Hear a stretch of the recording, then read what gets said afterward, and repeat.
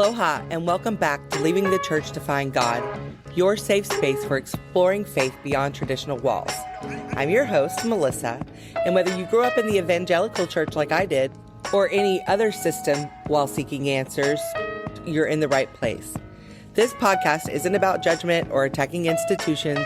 It's about honest conversations, diverse spiritual paths, and celebrating the unique journeys that we all take in search of meaning. We've all experienced indoctrination in some form, and here we explore how it shapes our understanding of ourselves and the divine. Each week, we'll dive into thought-provoking topics, share inspiring stories from guests and listeners like you, and offer tools and insights for navigating your own deconstruction journey.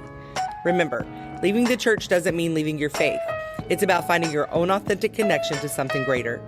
So buckle up, embrace the open dialogue, and join me as we explore what it means to move beyond confines and discover the deeper personal connection to the divine that exists within us all.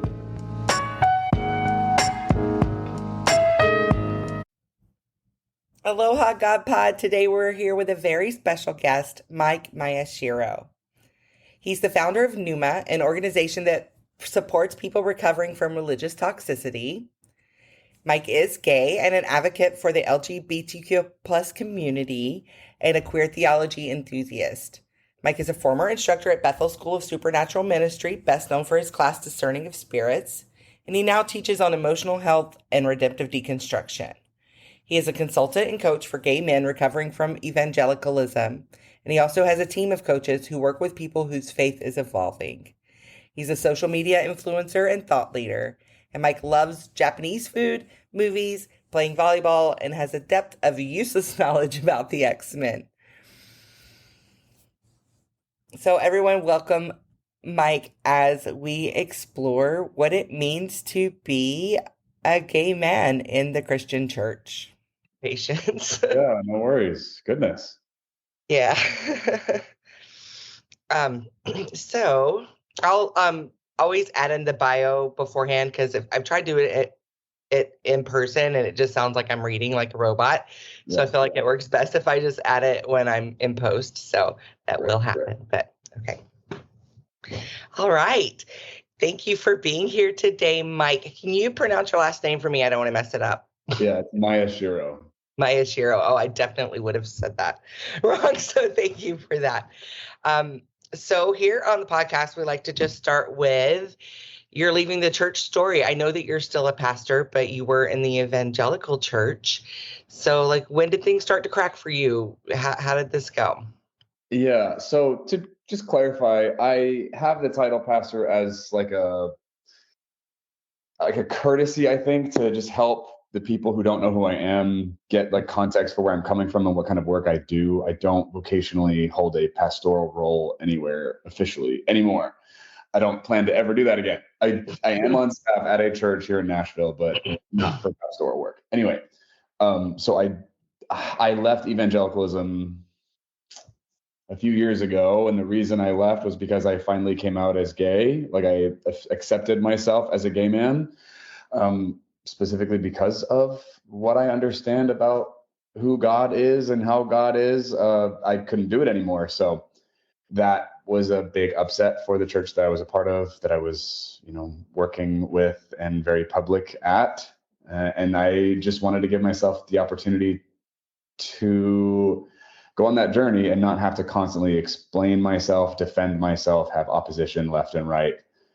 And so I walked away and then deconstructed pretty intensely and just continued to find more and more upsetting things about, evangelical theology and doctrine that I couldn't be a part of anymore. So, yeah. Yeah. Okay. So it just kind of started with really you just trying to be yourself, and then the other stuff came afterwards, right? Is that what understanding? Yeah. Interesting. That is, yeah, because for a lot of people, it starts to be like little cracks in the doctrine. So it's, everybody has their push of like what made it happen. So this is, I think, really important for a lot of people who feel demonized because of their sexuality, or like it's just like an impossible situation. So it's so brave to leave specifically for the purpose of being able to live authentically. What was that like for you? It was a lot. It was terrifying. Um, Mostly because, you don't realize this until you like step away usually, but being raised evangelical, you are groomed to be utterly dependent on that community and that worldview and the ecosystem that exists within that subculture. So to walk away was a huge risk because I didn't know who I was going to be on the other side, right? Like my community and my support and the people group I identified with the most, who was I going to be on the other side of that? That was scary.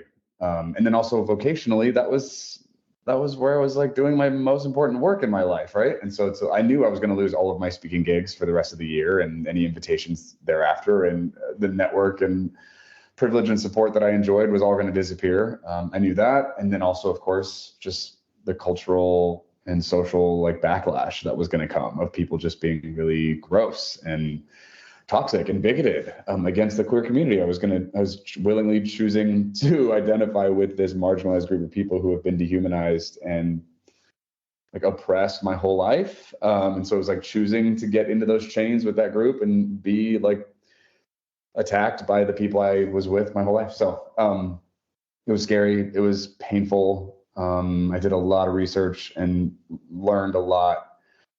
And I grieved a lot. Like the day I decided I was gonna like finally embrace this, who I was, and move forward, authentically representing myself that way in the world, I knew like most of what I was aware of at that point was loss. Like just what I was gonna lose left and right. It just kept becoming more and more like clearer and clearer what all was gonna not be in my life anymore. And I was so attached to so much of it. So it was really painful. It was a very intense grieving process.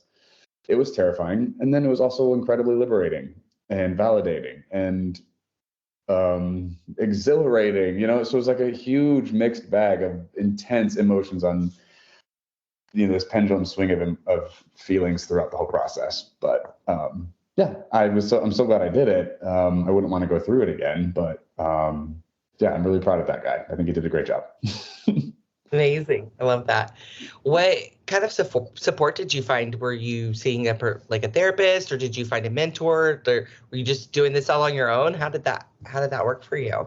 I was not I guess I started on my own because I didn't know who to talk to, right? Like everyone I knew was anti-gay at that point that I had any respect or who, I was listening to. So I definitely had to go hunting for some other voices and input. Thankfully, social media provided some very helpful access to people who were creating content that I had no idea they were doing that, because, they were demonized. They were like deceived. They were going to lead me astray. I could never listen to those people. So I didn't know what they were saying or how much resources they had provided. So YouTube was a huge help. Podcasts were helpful. I ordered a bunch of books and started reading. And then through all of that, thankfully, because of the network I had and the platform I had, I got connected to a couple of people doing really important work on including the queer community within evangelical spaces. So that was a stepping stone that I needed. And I found a few incredible people doing quality service in that regard, and I got connected to them, and they kind of pulled me in and like took me under their wings, if you will, or maybe I shoved myself under their wings in some ways, but like they became mentors of mine. I didn't get a therapist until after I came out publicly, and that was like a reaction to like I was not doing well, right? I think getting a therapist beforehand would have been wise. But I didn't. But in hindsight, I'm also thinking like I wasn't necessarily looking for mental and emotional support. I could have used it. Wasn't looking for it. I needed theological clarity and guidance and, justification or substantiation for, what I was trying to understand. So I found people like that, and most of the people I reached out to and like pulled from were responsive and receptive and supportive and are still in my life today. And I'm so thankful for that. So, the thing is, I want to acknowledge as well, like in that process, I was like, oh, other people going through this won't get access to people like this. They're not going to find these people. They're not going to have the visibility, to get in front of these people. Like, what is a normal, quote unquote, normal person supposed to do if they come out? This is a lot. I'm getting a lot of support, and it's still really difficult and painful. What would a quote unquote average person going through this, how would they get through? It was like dire, just the amount of energy and time and money I was putting to like getting the support I needed, and having the opportunity, being self-employed, to be able to do that. I was like, man, there are so many barriers for someone who is raised in an environment like this, who chooses to come out. I mean, there's not a ton of opportunity to like do that in a safe, functional way. And from my vantage point, which is a big part of why I started doing the work that I do now, I was like, I got to pave a way. I got to punch a hole through this. This is wild. But anyway, yes, found mentors, super helpful. Therapist came later. But that makes sense though, because I don't know about your experience, but from my experience, like going to a therapist or getting help with your mental health is not encouraged in the church. In fact, it's discouraged. It's like, no, you go to God. And if God can't fix it, you're the problem. So, Totally. so it makes sense that you wouldn't default to there, but it's amazing that you were able to just like fall into the right places. And that's something I think it's important for people to know, is that you don't have to know like what's next. You just got to step out and say, this isn't it. I don't know what it is, but this isn't it. And trust that there is something waiting for you. And there is. There's always something there for you to catch you. Yes. Catherine, I love that you said that. And I want to add something to what you just said. I think that, yeah, I totally agree. It's terrifying. It doesn't sound like a sound plan, right, to do that. But I agree. You need to acknowledge this isn't it. Like on a fundamental level, you need to get to the place of accepting this group of people, this circumstance, this place, whatever. This isn't it. I can't stay here. I don't know where I'm going. I just know I can't be here. And so that's enough. That's all I had. I didn't know where I was going to go. I just knew I couldn't stay where I was. And so once you get nice and clear and resolve that this isn't it, then move, right? You might not know what's going to come or who or what, but there, like you said, there are people, there are resources, there is support out there. There's a great big world that isn't that bigoted, evangelical, controlling, fearful, world. But I think the resolve of just accepting that this isn't it and then choosing to step onto the unknown path actually will help temper and clarify what you're even aware of and your ability to recognize what will be helpful as you move forward. You've got to get nice and clear about that, because I work with a lot of people who it takes them a minute to even get there. They're not sure that they're bigoted parents, that they're like harmful, toxic evangelical community aren't it. They don't know that. They're like, but maybe, and they're still wrestling out like, maybe I am maybe I am an abomination. Maybe I am not lovable. Maybe there is something fundamentally flawed about me. Maybe they're just ignorant, don't know any better. Maybe I should be helpful to them in their process. Maybe I need to cater to their comfort level, as I negotiate with my own well-being and humanity. I'm like, we got to get nice and clear. This isn't it. You are not doing well here. We got to take care of you first. And that will help clarify answers moving forward. I think that's, really huge. Yeah. As children, were you raised in the evangelical church? Yeah. Since 4, yeah. Yeah. That's the thing. It's like they indoctrinate us at such a young age that we've been gaslighted for so long, we don't even know what gaslighting is. Right. We've like, what you mean, parenting? That we can't trust ourselves and we can't trust our instincts, and that everything that has the answers is these people or this person outside of ourselves. So I can imagine like how confusing and scary that must be. Is your family supportive? Everyone in my extended family are allies. They're supportive. My parents are not. They love me, but they're loving me despite my sin, right. Which I find deplorable. So we are in an awkward phase of this journey, and I don't know where it's going to go, but I know what I'm not willing to settle for anymore. So we're navigating that. I would not consider my parents supportive. I'm sorry that you're having to face that. I get it. It's so dehumanizing. It's heartbreaking. I saw somebody wrote something about it recently. It's just so heartbreaking that your family genuinely believes that they're like trying to save your soul and that you're like going to go to hell. And also it's heartbreaking for you because you never feel seen. And it's like, even me, like not being gay, like just showing up with my family, it's just the fact that they're always trying to save me. They're always like just believing that I'm lost when I'm very much not lost at all. It's very dehumanizing. So I can understand like how disappointing that must be. I remember growing up in the church, there would be men who would come out, or not even come out, they would get caught in gay acts with other men. Gay acts, I'm using church language. other men in the church, and it was so like demonized and like this is so dirty and this is so filthy and like all of this, but I can't help but like look back on that and really empathize with what those men must have been going through, and that they're living these lives with these families and really really trying to do what they think they're supposed to do, but it's like such a self-betrayal, and any kind of expression of self is going to be turned into this like you're filthy, you're a sinner, and there really is no place to go in the church that's safe. Like even if you do find someone else who's gay, and there's still like this living in secret, this betrayal of self. You really can't be authentic to yourself, which is to me like the biggest shame of all. Like, Yeah, you know. seriously. I mean, when you don't know what it's like to not live authentically, right, in a meaningful, fundamental part of your identity, if you've never had to compromise and hide and deny and question and disassociate from a fundamental part of yourself, it's difficult to understand how significant living authentically is to the human experience if you've only known that your whole life, right?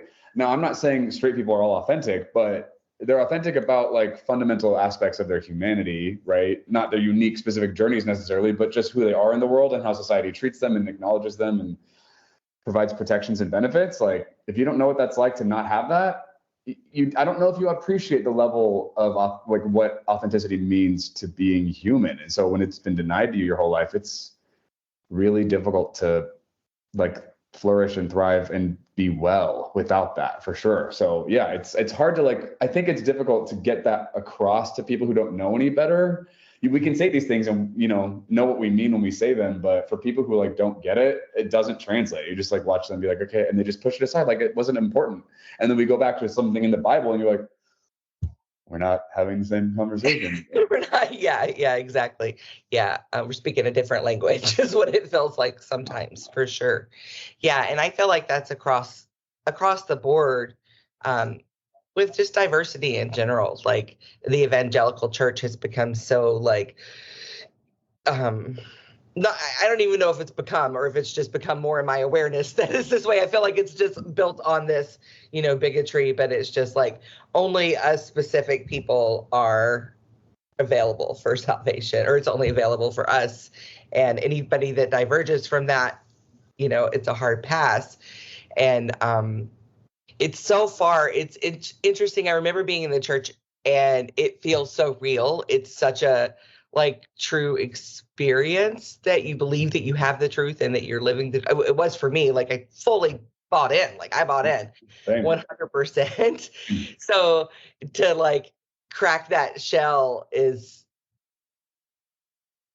takes something big, I feel like. And you have, your identity to do that for you. And yeah, it's just, I just try to wrap my mind around it, like how can they, but then also I remember being they, and I get it too. I have empathy on both sides, because you're stuck. And there's something like what I've learned more than anything is that authenticity is everything.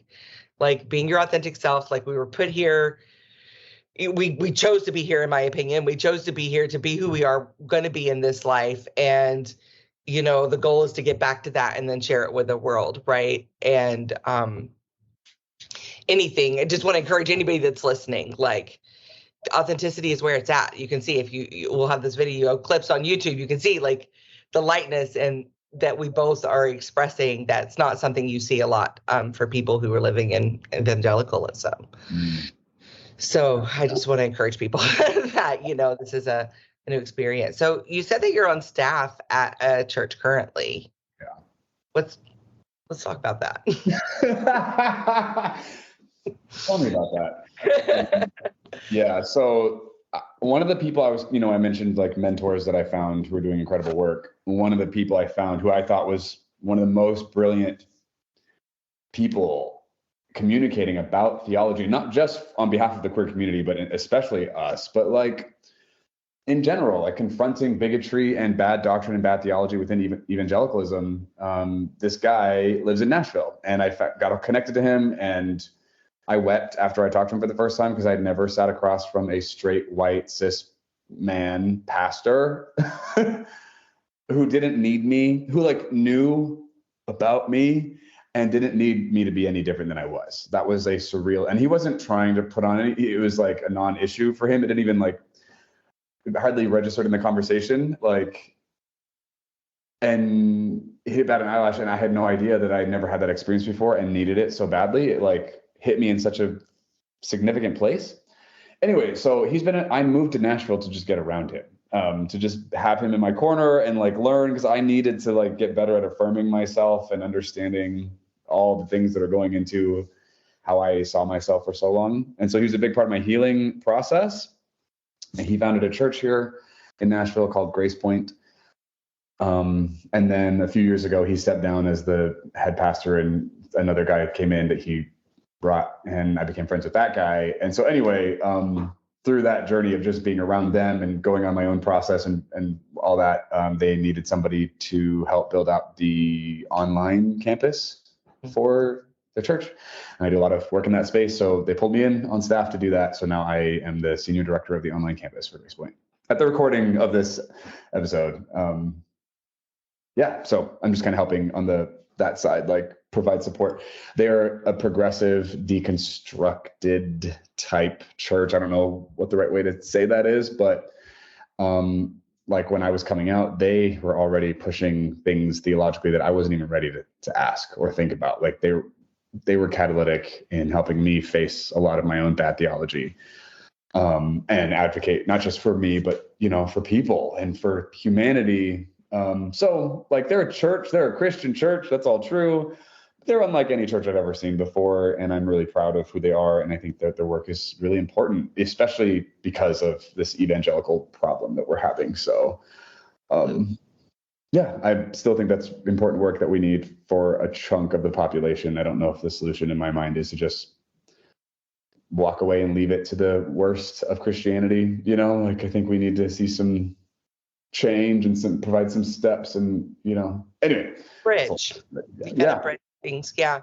Well, and I think that's important. That's, for me, what this podcast is about is that there isn't just like a right way and a wrong way. It's that we're all finding our own ways that like feel authentic to us. And I feel like by sharing these stories, there'll be other people that hear that and be like, oh, that sounds familiar. I have that experience.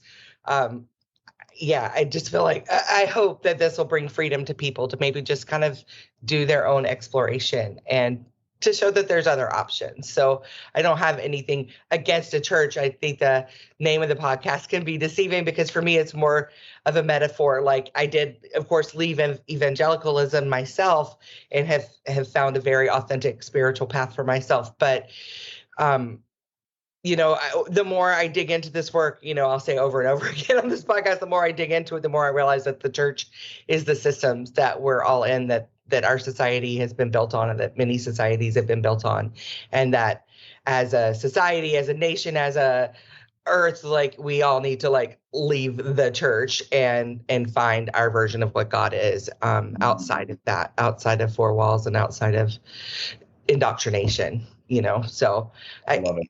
Yeah, I love that Grace Point exists. I love that that's there for people to deconstruct things. It is important. I think for a lot of people, you're taught, not to listen to anyone outside of the church, that they're of the world, you're of God and they're of the world. And so when there's a bridge and there's people who are still of God, that can provide this like path of deconstruction for people, I can't, that's extremely important. I think it's amazing, especially in the location that you're at. I'm from Georgia, so I live in Hawaii now, but I'm from the South, so I get it, the Bible Belt and all that, Right.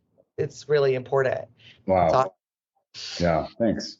Yeah, well, thank you. And I've been following you on social media. I really appreciate your post. I feel like I'm always learning something about the experience, especially of gay men who are in this, and growing up with some myself who were in the church. And it just really, I just think it's good to understand other people's experiences. And I feel like you share that really well, your own experience as well as other people's experiences, in a way that just really puts it out there. This this is what it feels like. You can say what you want, but this is what we feel like, and people can choose if they want to be concerned about others people's feelings or not. But you're putting it out there in a way that's very clear and affirming for other people. So can you talk to me more about your work that you're doing? Yeah, thank you for saying that. When I came out publicly a couple of years ago, I made the decision I was going to come out swinging. I didn't want to just find my freedom and authenticity and move on. I wanted to change the way this goes for people in whatever way that I was able to. I wanted to punch a hole through this coming out pipeline of deeply closeted queer people raised in evangelical spaces. I wanted to provide like massive arrows pointing in directions and like big warning signs. Get out of here. Don't do, this place is toxic. It's hazardous. Don't touch it. Just like provide some guidance and support and direction like I found. And it was difficult. Like I had to hunt, right? It wasn't readily available where to go and who to listen to and what who was safe to listen to. And there are a lot of really bad people out there talking about queer people within the church, and they have really toxic things to say. So it's a minefield for someone who doesn't know any better, trying to figure out who's saying what they're saying is going to be helpful. Like it's a lot. So now I do obviously a lot of social media. Like I have a social media presence and put a lot of content out in that way. And the whole point is, to provide visibility and representation for a gay man's experience, and mostly just like the queer community in general, trying to educate, open people's eyes, disrupt, all that. And then beyond that, on the other, like a step deeper into my work, I am a consultant and coach for people, like specifically queer people coming out of evangelicalism. There's so many pitfalls and like tricks and loops and blind spots that are, I don't want to say blind spots, holes in awareness that are difficult to become conscious of and then overcome. So I do a lot of work in that regard. I have several groups that I facilitate for like intentional discussion and community building. And then I'm writing a memoir that I'm releasing in an episodic format on Substack, specifically just telling my story of being a human being, a gay kid, being raised in the 90s in evangelicalism, and then going on my spiritual journey and, like this spiritual experiences I had that challenged the theology I was being raised in that eventually would lead me out of the closet. Like it's that story. So that's like probably a good synopsis. I have a podcast, I have a YouTube channel, like I do those things. So yeah, that's the work that I'm doing. Love it. And for anybody who's listening, I'm going to link all of that stuff in the description. So when you want to find Mike, it'll all be there. Thank you. For you to find. Yeah, absolutely. I see that a lot of people, bring their bigotry to your feed. And I love that you just screenshot and share it, no, like you shame me. Here you go. This is what it feels like. But how does that feel for you? Does that still like trigger like wounds for you? Or is it at this point just like, Yeah.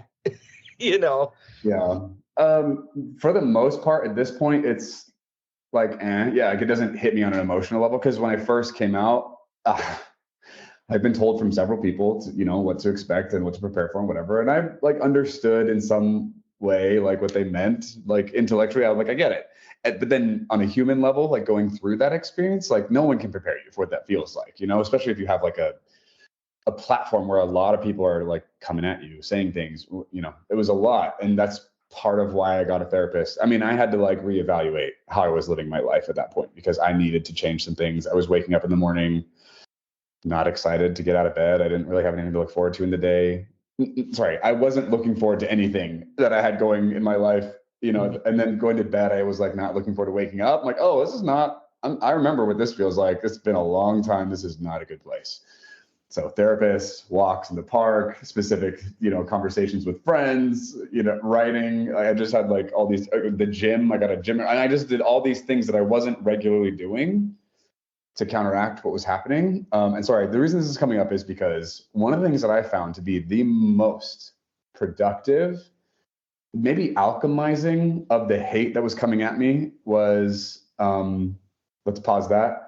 I found blocking people, deleting comments, restricting, hiding, reporting, whatever. Like that stuff did not calm my nervous system. That stuff didn't address the problem. It didn't make me feel any better. I still felt harassed or threatened, even if I blocked somebody. Like, it was still bothering me, right? And I didn't know what the solution was going to be until I started like doing what you just described. I started screenshotting stuff and making it public. And instead of trying to wrestle through or like argue with or reason with these crazy people, I instead started using their crazy as teaching tools for my audience, so I could just educate people, not the crazies, but use the crazy behavior to help showcase, look, this happens. People say this. And I was doing it a lot to show, like, it's not just one person, it's not just a couple times. This happens regularly. This is what continues to come up. It's the same 13 things that are tired and ridiculous and unfounded, and they just keep coming. And there's just like then creative license with the different types of people who would say the same stuff in their own way. So I started doing that chiefly as a way to advocate for myself and find some sense of like closure and peace on like processing what was happening. I just needed to like put it somewhere definitively, and blocking people, deleting comments wasn't doing it. So I stopped doing that. Ultimately, like, I don't block people very often anymore. I don't delete comments anymore, really. But I screen grab sometimes when I feel like that's like, it's a helpful. So first priority for that was just like to take care of me. I had to find a functional way, because otherwise the alternative was I just would quit. I just stopped posting stuff, right, and run away. I'm like, I don't want to abandon this space that I've been working in for so long just because these people are jerks. I'm not giving this up. So what does it look like then to move forward, knowing this stuff's going to happen? So I started turning this manure into like, fertilizer to grow things. That was my first priority. The secondary motive for that was like to educate people, to show queer people, hey, you can come out, have this stuff come at you, and here's how you can handle it. Here's the stuff to defang and detoxify what they're saying. It's not true. It's not founded. This is ridiculous. It's not based on anything substantial, right? Just like defanging the beast publicly, so that anybody who is still closeted and terrified of their evangelical community could, at least in their own reasoning, their own theology, their own like worldview, potentially start reframing what this stuff actually means to them and how they're impacted by it. And then thirdly, just to educate whoever's watching, like, let's look at this scourge of evangelicalism that is continuing to rear its ugly head. This is a problem. This is like toxic and gross and harmful. Are we seeing this? It's not one person. It's not 100 people. It's like a lot of people. Like, are we seeing this, right? So yeah, those all became motivators for why I do that. And I still do it because, it's like a functional way to stay in that space and not. And then ever since that practice just became normalized for me, this stuff hardly ever hits me on an emotional level. I often laugh sometimes. I just like laugh. I'm like, that's what you said? Really? It's just like, it's hilarious. Dude. Yeah. Yeah. Yeah, it's really cathartic. I can see that.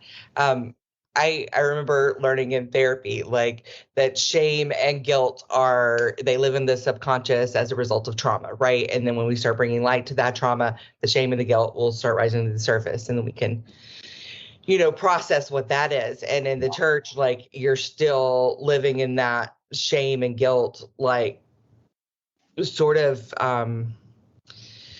paradigm, I guess. It's just like, that's your world. It's like shame and guilt is everything.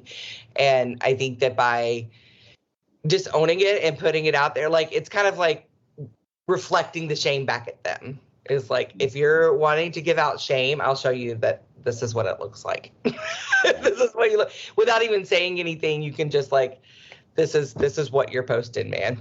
Like, this is what you're posting. And I think that that's really powerful. It's, instead of trying to fight back, it's just like, look, look at what this is. And yeah, and it is alchemy. I love that you say that, because I feel like that's been the most powerful thing, is just taking those things that feel so ugly and so painful and turning them into something beautiful, whether that's art, whether it's writing about it, whether it's speaking about it. For so long, I left the church in the early 2000s and moved to Hawaii. So in my mind, it was just like, I had completely intellectualized all of it. It was like, that's no longer my life. I don't need to bother. Moving along. And the more I get into like trauma work and really just unpacking, I realize, I moved away from the church, but it was still living in my brain. Like, all of those associations had just been turned over to something else, whether it was one self-help book or some other remedy that was outside of myself. And I realized, okay, this is the way that my brain's working. But for me, it's like I didn't want to be the poster child of like leaving the church. Like that just wasn't, I was just like, no, I don't want anything to do with that. I don't want my name to be on the church. I've been, the church girl my whole life and all of this identity. And I just have found that like avoiding isn't going to help it either, but like just owning it and being like, yeah, I did that. That was a part of my life. I did actually give a presentation in high school about the importance of abstinence and how quickly STDs can spread. Yeah, I was that girl. And that's the thing. It's like owning the shame of it, like the guilt and the shame. It's like they will own you if you don't own them. So just making it public, I feel like it's so beautiful and important for people to be able to heal. Yeah. Thanks. Yeah. Yeah, agreed. There's, like you said, there's the guilt and the shame is often somewhere you can't see, but it is impacting you. It is dictating things. And I think being able to say the things out loud, kind of put it on display, helps disarm some of that and give permission. And yeah, it's a unique, interesting lane that I find myself in. I don't know that I ever like intended on ending up here, but it's been the way that has been the most like life-giving and productive for my own journey and all this stuff. So thanks for saying that.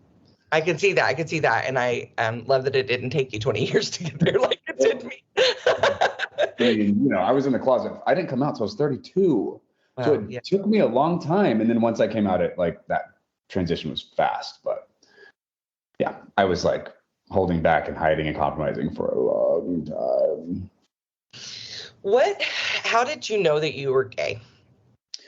So I was 10 when I consciously realized, we have a term in our culture for someone like me, the thing that's different about me. I'm gay. Oh God, right? Like I was 10 when I consciously realized that, but I was like 4, 5, 6-ish when I knew I wasn't like other boys. Like I was too into Ariel, and watching X-Men, like I was obsessed with the female strong characters. Like I wanted to be them. I didn't want to be the guys. I wanted to be the girls with the hair and the flying and the figure. I don't know. I don't remember exactly why all that mattered to me, but it did. And I was just very aware the boys around me all had kind of a like unified vibe and impulse and direction and drive that I did not identify with. And then the things that I was compelled by, the other boys would mock me for if I let them know that I felt that way. And then, girls were interested in things that I cared about. I was way more emotionally like in tune and sensitive to that relational dynamics. And anyway, so at that age, you just start recognizing socially, like there are lines that I'm crossing and there are spaces that boys like me are supposed to occupy or like want to be in that I just don't care about. Like when McDonald's would give out like Barbies and Hot Wheels, I didn't want the Hot Wheels. I wanted the Barbies, right? Like, and that wasn't quote unquote normal in the 90s when I was a boy. So those were indications like something's different about me, right? And then like when I started getting closer to puberty was when it started becoming a lot more clarified, right? Did I answer the question? Yeah. That's my answer. Yeah, no, I love it. Were there other people in your church who felt like you, like, or do you not know, or was? There were, but we were kids, right? So we didn't know how to talk about that. And so I always had like suspicion, right, with my gaydar, just looking at like. The weird thing is like I would judge other gay kids for being gay and project onto them the thing I was terrified of, which is so awful to like acknowledge, right? Which makes sense why we see people behaving the way they do now. Like I was doing that as a kid. Like it's so weird that one of the ways I think we as human beings process our own self-hatred is by like lashing out at people who are exhibiting the things that we hate about ourselves, right? Or who are like, anyway. So I would judge other gay kids or people that I assumed were gay. So I think there were other gay kids around me, but I distanced myself from them. I wasn't drawn to them. I didn't want to be friends with them. I kept my distance because I didn't want to go down with them, which again, like I hate having to admit that, but as a kid, like you're just doing what you can to survive, right? You're just trying to like find your way through this terrifying experience. So I think there were other gay kids around me, but it wasn't helpful. We didn't talk about it, like it wasn't something we could acknowledge or process through together. Like that didn't happen. Yeah. Yeah, I've seen it play out in different ways. So I'm just curious, like, if that would create more shame. But yeah, I see what you're saying with the projecting part of it too. I think there's also like, in that projecting, it is like a self-hatred. And I think it's also like a jealousy in ways. It's like, especially for people who are out, it's like, you're living in this way that I don't give myself permission to. So you can't be successful. I won't allow you to be successful at that, because it just shows that I could be successful at that if I were brave enough, and I'm not brave enough. So instead, you can't do it. Wow. And that seems to be, I mean, from my observation, I feel like that's a lot of it. Yeah, that makes sense. Yeah. I mean, you're putting some poignant language to that. That makes me uncomfortable. I'm sorry. No, you're right. I'm uncomfortable because you're right. That's so true and awful. Yeah. But I mean, I feel like with everything, diversity in general, that seems to be a lot. I mean, even just like, I've noticed that even just as a woman, like in business, I've been an entrepreneur in many ways, and just other women who were in position to like grant permits or whatever were like, no, you can't be a woman like doing this thing.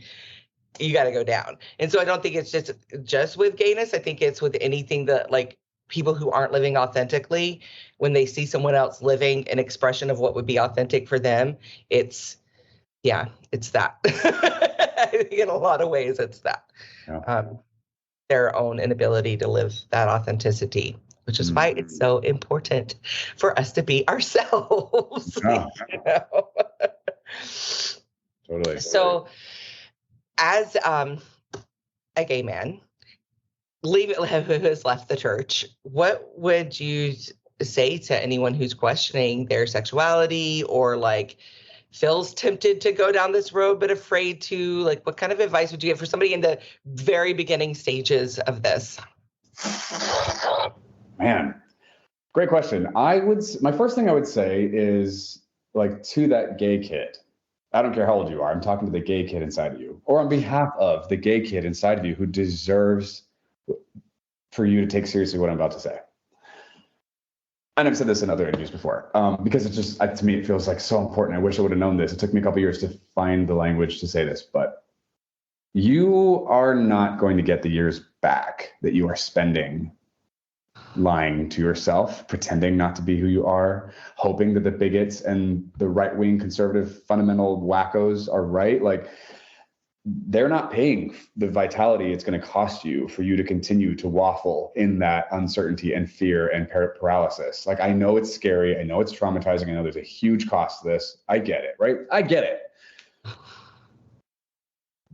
But you are sacrificing years of your existence, of your journey, of your ability to be yourself, to build authentic relationships, to get down the road of, because like some of this stuff takes time. You don't just like find people right away. You got to explore and experience people and like build, right? And it takes time to vet character and like compatibility. So I'm talking friendships, I'm talking significant others.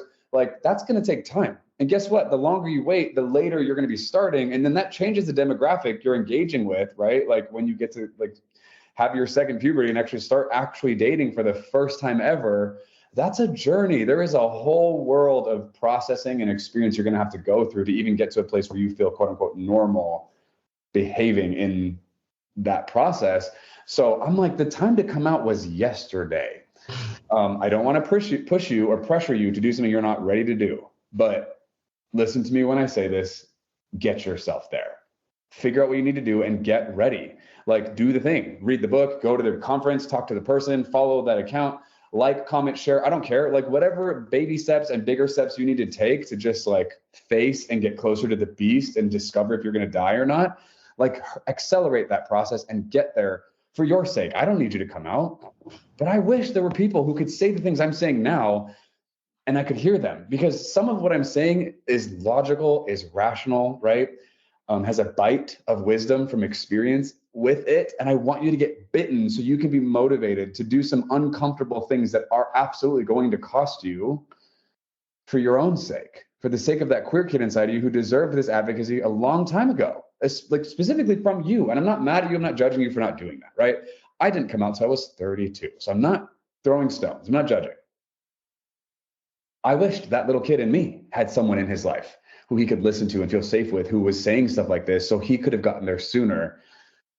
You're not going to lose God. You might not. It's not a guarantee. You will probably lose your church community if you're in an evangelical world. You probably will. But let me just say this as well. There are other people in the world who will love you, who will see you for who you are and will build relationship and community with you. The people in your evangelical space who will judge you and distance themselves from you and see you differently immediately, and you'll all of a sudden become the other and unsafe. Do you want to sacrifice like your well-being and years of your significant experience for that? They will drop you in a heartbeat. And it's so sad to have to say that out loud. And not all of them, but most of them will, because the basis of your relationship with them is predicated on agreeing around certain ways of thinking about the world. And those ways of thinking about the world do not include you. You don't get to exist in that world. And I can't help but scream about that. It's crazy. So please recognize that you are living in an environment that is poisonous to your humanity. It is not okay for you to continue to stay there when you know better. And so if you're hearing me say this right now, consider this some level of accountability that hopefully notches you a little bit forward in your willingness to like own your identity and your experience. You deserve to come out. You deserve to be free. What coming out looks like for you, I don't care. One person, 3 people, at least to yourself, the whole planet, doesn't matter. Just whatever degree of like show of courage and solidarity with yourself you must demonstrate in order to actually like experience that liberation in yourself. Do that. Get there. And there are so many resources and so many things available in the world. My Instagram account alone, just go watch and read and whatever for a long time. And I will indoctrinate you to eventually decide that your humanity is worth fighting for, and theology and doctrine are not more important than your well-being or your existence. It's worth it. Find your way there. There's so many more things I would say, but we got to get there. Like you just got to start moving out of the toxicity and toward something better. What that looks like, where you end up, that's your call. You get to decide that. But no one's going to do this for you. Like nobody can. So please find the resolve, find the conviction, find the grit, move your ass. All right. Very well put. Very well put. Yeah. And it's worth it. I just want to like reiterate that it's worth it. It's worth it. It's worth it. It's worth it. Because any approval or relationship that you're gaining by not being yourself, it's not authentic. You're not getting the benefit of community if the community is based around you being someone that you're not. Right. Totally. And it's preventing you from getting to know yourself. It's keeping you from your own authentic experience. And that is a travesty. That sucks. There's so much about me I didn't get to experience for so long because of what we're talking about. It's not worth it. Yeah. Well, and I want to add that from my experience, that, I mean, I believe we're all on the spectrum. I would say, call myself cis, but I think we're all on a spectrum. I mean, nothing is binary in my opinion, you know? Yeah, but from my experience, like I love being in the queer community. I love being around queer people because there is a freedom there. There is an authenticity there. There's so much love there. And what we're told in the church is that it's ugly, it's filthy, like that there's demons and you're going to get possessed and it's contagious and all of this bullshit, absolute bullshit. But I can say my experience of the gay community is quite the opposite. It's very loving. It's a lot of fun. I always feel like I can be most myself around queer people because they're just owning their own authenticity in a way that is, for me, very fearless, and it creates space for me to be even more of myself. So if what you're thinking like is this picture of what's been painted of what being queer is or what the gay community is like, I would beg you to check out Mike's feed for one, but just like start like putting it out there and checking out more people who are living openly gay and understand that that's not what it is at all. Yeah. When you think about the picture you're looking at, when you think of the queer community, consider the artist, the painter, who painted that picture. Are they even qualified to tell you about a whole people group that they're not a part of, that they don't understand, that they refuse to understand? Like, who you listen to? Yeah. Like, so anyway, we could go on and on and on and on. I'm going to get off the train, but yeah. No, it's true. And yeah, we can go into history and realize that so much of what people enjoy is, it all comes from queerness, and like all of the great artists and inventors and everything that people are reaping the benefits of is the same, diversity is where it's at, people. If you look around and all the people you're around are just like you, please find yourself in another room. Right. Move. Yeah. Find yourself in another room for sure. Awesome. So I want to leave us with, like, if you can leave us with anything, the whole group listening, what do you want to leave us with? Okay. It's broad. It's very broad. It's broad. Let me think. Okay. If I could leave you with anything. Oh. Okay. I'm going to say this to everyone listening. So including queer people, but including straights, right? Like, I think to be human is to desire the authentic, right? To be authentic and to be around the authentic, to be a part of, connected to, receiving from authenticity. Like, we crave and long for that. So I don't care if you're gay or straight or whatever. Authenticity is significantly a part of your well-being, a part of your ability to be happy, to experience joy. Like, if you're going to enjoy your life and the things that you're a part of and that you're doing, authenticity is a necessary ingredient for that possibility. So whoever you are, wherever you are, whatever's going on, if there are parts of your life where you're living inauthentically, whether it's a relationship or a job or career path or choice or a location or a living situation, or I don't care, whatever, like, can go whatever part of your life, if there's inauthenticity there, let me ask you, like, what are you waiting for? Like, why are you doing that? And I understand we have reasons, right? You could easily answer me. Some of you wouldn't want to because you don't want to say it out loud because you're embarrassed. The reason you're holding on to the inauthentic thing in your life is not a good reason, but you're scared, right? And so I'm going to stay in that situation, that relationship, that job, that position, that place, because I'm afraid of the alternative. But let me just point out, staying there isn't making you happy. Does your happiness not register as valuable? I think that we should be enjoying this experience. Like, this is the life you've got. So if there is an inauthenticity in your life, in whatever form, wherever it is, let me say to you, like, do the work, get uncomfortable, like, move toward that and face the possibility that it's time to let that thing go, to move on from that thing.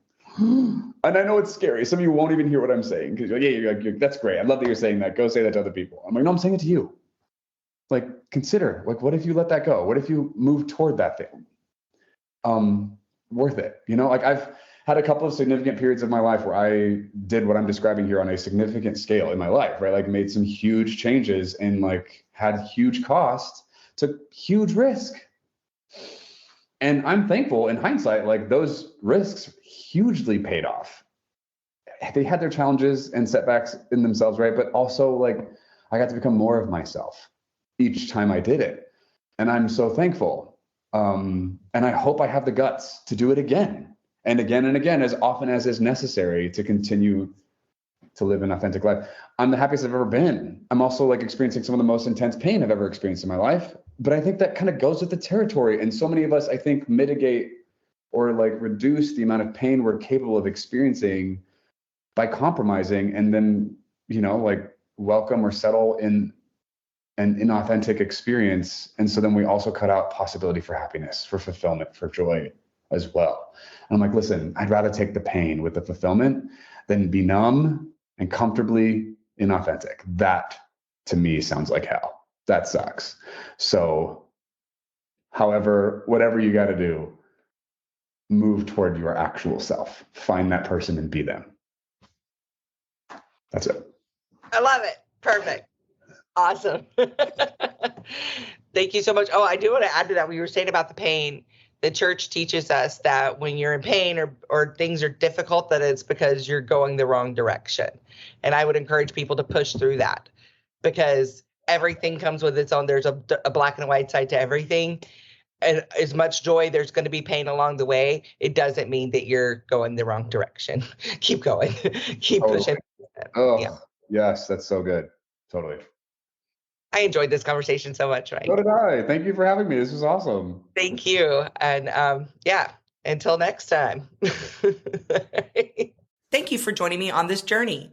If you enjoyed this episode, the best way to show your support is to subscribe wherever you listen to podcasts. Also, share your thoughts by leaving a 5-star review. It really helps more people to find this space. Want to go deeper? Head over to my website at leavingthechurchtoFindGod.com. There, you can make a donation and make sure that we continue to have these conversations.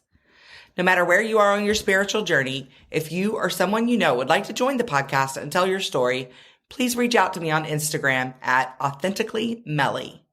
Remember, you're not alone on this journey. Keep exploring, keep asking questions, and keep finding your own unique connection to something greater. Until next time, stay authentic, stay open, and aloha.